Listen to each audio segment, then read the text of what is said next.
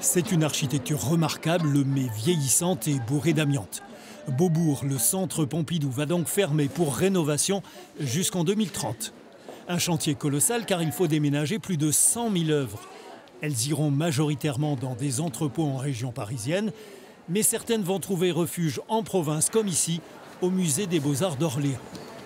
Nous présentons cette année un artiste vivant qui est Sarkis, mais qui est un artiste qui a évidemment une très longue carrière et qui a travaillé en région centre et qui va permettre d'aborder justement tous ces aspects. Tout le travail qui a été mené, notamment à l'atelier Calder, la réalisation de vitraux également pour la région.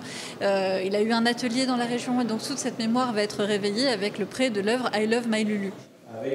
Des œuvres en provenance de Beaubourg, ce n'est pas une nouveauté en Centre-Val de Loire. La région et le Centre Pompidou se sont associés en 2023 pour créer le festival Archipel.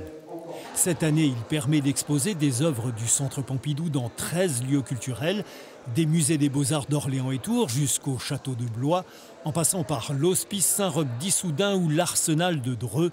Au total, une cinquantaine d'œuvres seront visibles et le Centre Pompidou s'en félicite.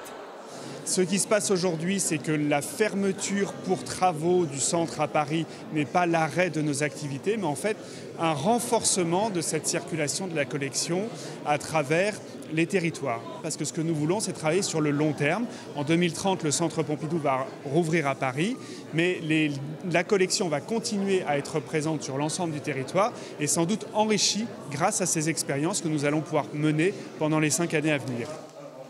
Cette édition 2025 aura lieu du 27 septembre au 2 novembre et sera accompagnée de portes ouvertes d'ateliers d'artistes régionaux.